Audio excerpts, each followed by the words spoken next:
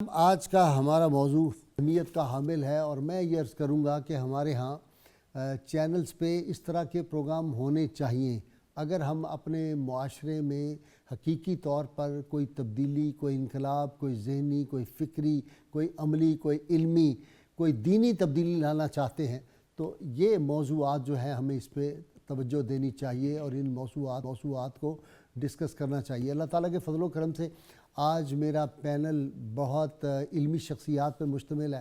ان کی عمریں نہ دیکھیے گا، یہ علوم میں اندر کے بابے بابیاں ہیں اور بظاہر آپ کو بہت ینگ سارے نظر آئیں گے۔ آج کا ہمارا موضوع جو ہے بچوں کی تربیت اور ہماری ذمہ داریاں۔ ہمارے ہاں شاید نوجوانوں پہ تو ہم نے بڑے پروگرام کیے ہیں، میں نے بھی کئی پروگرام کیے، آپ نے سنے، لیکن بچوں کے حوالے سے ہم نے کم پروگرام کیے ہیں۔ ہم نے اگر کیا بھی تو ان کے میڈیکل پوائنٹ آف ویو سے تو ہم نے کر دیا کہ بچوں کی بیماریوں کی کر دیا، ان کی تربیت کیسے کرنی چاہیے۔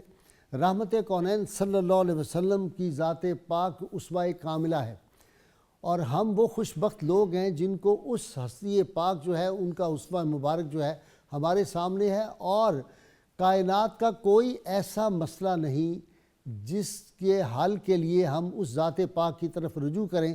وہ جو مظفر وارثی مرحوم نے کہا تھا کہ لوٹ جائے عہد نبی کی سمت رفتار جہاں، پھر میری پسماندگی کو ارتقا درکار ہے، اور رستہ کسی سے پوچھنا توہین ہے میری، ہر راہ گزار شہر پیمبر کو جائے ہے۔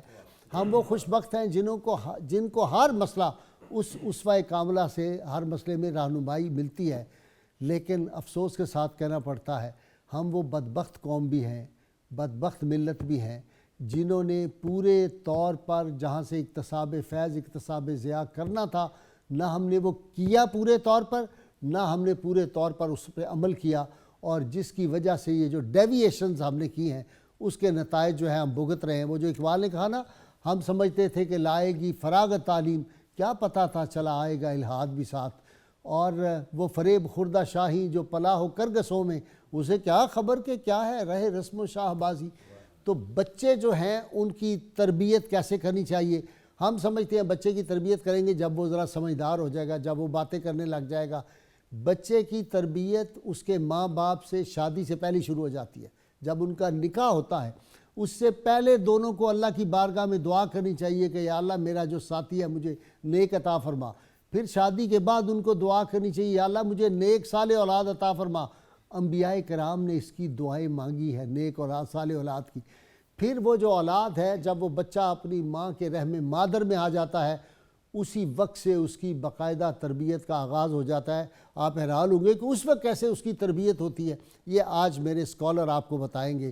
ایسے نہیں کہ جب غوث الاعظم استاد کے پاس جا کے بیٹھتے ہیں تو وہ کہتے ہیں 18واں پارہ شروع کر دیں یا 19واں، وہ کہتے ہیں پہلے پارے کا، کہ وہ تو میں والدہ کے جب بطن پاک میں تھا تو اس وقت پڑھتی تھی، مجھے یاد ہو گیا۔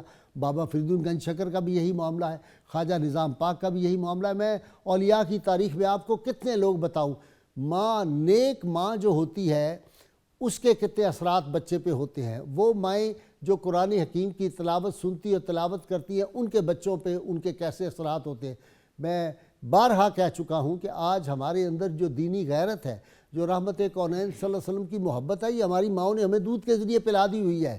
یہ ان کا فیضان ہے، یہ ان کا کریڈٹ۔ اگر ہم سے کوئی خیر کی بات ہوتی ہے تو بچے کی تربیت، امام غزالی تو فرماتے ہیں 7 سال تک بندہ مکمل ہو چکا ہوتا ہے انسان، جو کچھ اس نے بننا ہوتا ہے وہ 7 سال کا بن جاتا ہے۔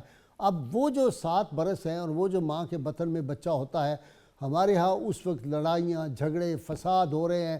جو مائیں ہیں وہ سگریٹ پی رہی ہیں، مائیں جو ہے وہ فلمیں غلط قسم کی دیکھ رہی ہیں، وہ ڈرامے دیکھ رہی ہیں، ان کو پتہ ہی نہیں کہ یہ ہم اپنے بچے کی تربیت کس انداز سے کر رہے ہیں۔ پھر چھوٹے بچے جو ہیں آج کل ان کے ہاتھ میں فوری موبائل دے دیا، کارٹون دے دیے، ہم اس طرف توجہ نہیں دے رہے۔ یہ ہمارا مستقبل ہے، ہماری ملت، ہماری قوم جو ہے اس کا مستقبل ہے۔ اس مستقبل کو ہم نے کیا سنوارا ہے؟ جب وہ بڑے ہو کے ہمارے گستاخ بنتے ہیں تو پھر ہم شکایتیں کرتے ہیں، پھر ہم کہتے ہیں کہ ڈاکٹر کاشف سے ملو، اس بچے کو دیکھیں ذہنی طور پہ اس کے مسائل کیا ہیں، یہ ذہنی مریض ہو گئے۔ اس طرح کی بات نہیں، یہ تعویذ کسی نے کر دی ہے ہمارے بچے کو، نظر لگ گئی ہے ہمارے بچے کو۔